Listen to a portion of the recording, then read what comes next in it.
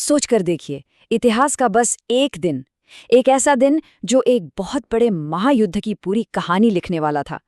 ये कहानी है एक ऐसे सारथी की जिसके भेस में एक ऐसा हीरो छिपा था जो अकेले अकेले ही पूरी की पूरी सेना पर भारी पड़ने वाला था।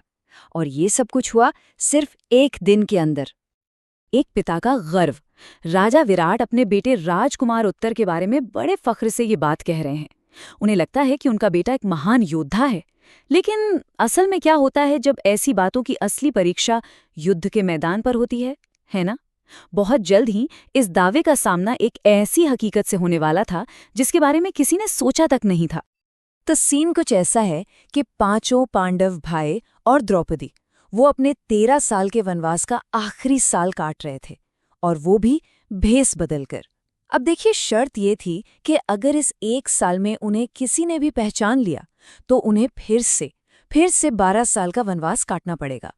और इस आखिरी साल के लिए उन्होंने मत्स्य राज्य में पनाह ली हुई थी। जरा इस भेस बदलने की गहराई को देखिए। जो धर्मराज युधिष्ठिर थे, वो राजा के साथ पासे खेलने वाले बन गए। दुनिया के सबसे ताकतवर योद्धाओं में से एक भीम, वो शाही रसोई में बावर्ची का काम कर रहे थे। और दिव्य धनुर्धर अर्जुन, जिसकी टक्कर का कोई नहीं था, वो बने हुए थे वृहन्नला, एक नृत्य सिखाने वाली। ये सिर्फ भेस बदलना नहीं था, ये हर पल पकड़े जाने का एक बहुत बड़ा खतरा था।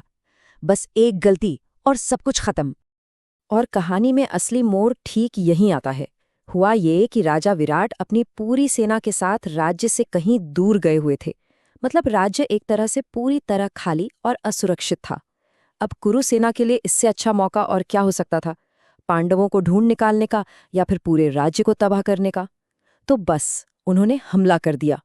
जैसे ही ये खबर महल पहुंचती है, खलबली मच जाती है। सेना है नहीं, राजा भी दूर हैं।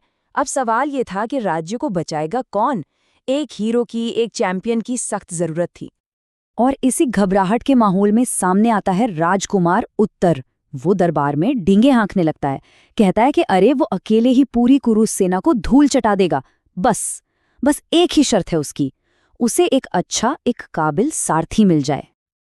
अब जैसे ही द्रौपदी, जो सैरंध्री के भेस में थीं, ये सुनती हैं, उन्हें एक मौका नजर आता है। वो फौरन राजकुमार को बताती हैं कि ये जो नृत्य सिखाने वाली वृहन्नला है ना, वो कभी महान योद्धा अर्जुन की सारथी हुआ करती थी। राजकुमार तो सच्चाई जानता नहीं था, उसे ये बात जच गई।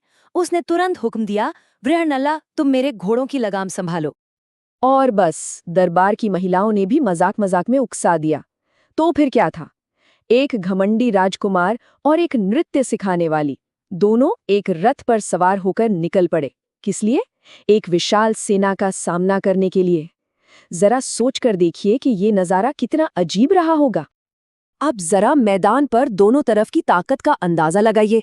एक तरफ राजकुमार उत्तर, बस एक रथ, और दूसरी तरफ भीष्म, द्रोण, कर्ण, एक से बढ़कर एक महारथी, और उनके साथ हजारों योद्धाओं की विशाल कुरु सेना।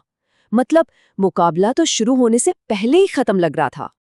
लेकिन कहानी अब उस मोड़ पर आ पहुंचती है जहां सब कुछ बदलने वाला था। वो पल आ गया था जहां एक मामूली से दिखने वाले सारथी का सबसे बड़ा राज खुलने वाला था। जैसे ही राजकुमार उत्तर की नजर अपने सामने खड़ी कुरु सेना के उस विशाल सागर पर पड़ी, बस उसकी सारी बहादुरी हवा हो गई। वो डर के मारे कांपने लगा, रथ से कूदा और मैदान छोड़कर भागने लगा। वो सारी बड़ी बड़ी बातें, वो डींगे, एक पल में घबराहट में बदल गईं। लेकिन वृहन्नला, वो एकदम शांत थे। उन्होंने भागते हुए राजकुमार को रोका और कहा, विराट पुत्र, डरो मत। और फिर उन्होंने वो राज खोला जिसने इतिहास की धारा ही मोड़ दी। उन्होंने बताया कि वो वृहन्नला नहीं, वो अर्जुन है। इसके बाद अर्जुन राजकुमार को पास के ही एक शमी के पेड़ पर ले गए, जहां उन्होंने अपने सारे दिव्य हथियार एक साल के लिए छिपा कर रखे थे। ये सिर्फ हथियार उठाना नहीं था, ये एक तरह का अनुष्ठान था, एक महान योद्धा का अपनी असली ताकत को फिर से हासिल करने का। और उन हथियारों में सबसे खास था गांडीव। ये कोई मामूली धनुष नहीं था, इसे खुद ब्रह्मा ने बनाया था, और देवता तक इसकी पूजा करते थे। गांडीव का अर्जुन के हाथ में वापस आने का मतलब था कि अब युद्ध का पासा किसी भी वक्त पलट सकता था। और अब जाकर युद्ध का असली मंच तैयार हुआ। सारे रोल, सारी भूमिकाएं बदल चुकी थी। दुनिया का सबसे महान धनुर्धर अब योद्धा था, और वो डींगे हाँकने वाला डरा हुआ राजकुमार अब उसका सारथी था। एक हीरो एक पूरी सेना के खिलाफ। और जरा एक बार फिर से देखिए कि अर्जुन के सामने खड़ा कौन था। कुरु सेना के सबसे बड़े, सबसे अजेय योद्धा पितामह भीष्म, गुरु द्रोण, उनका सबसे बड़ा प्रतिद्वंदी कर्ण, कृपाचार्य, अश्वत्थामा, ये सब के सब। और इन सब से अर्जुन को अकेले लड़ना था। और फिर अर्जुन ने युद्ध शुरू किया। महाभारत में वर्णन है कि अर्जुन उस दिन मैदान में ऐसे घूम रहे थे जैसे गर्मियों के आखिर में कोई भयानक आग सूखे जंगल को जलाकर राख कर देती है। उनके गांडीव से निकला हर तीर दुश्मनों का काल बन रहा था।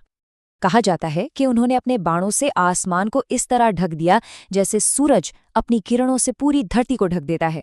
कुरु सेना का एक भी योद्धा उनके प्रहार से बच नहीं पा रहा था। वो अकेले ही पूरी सेना पर कहर बनकर टूट पड़े थे।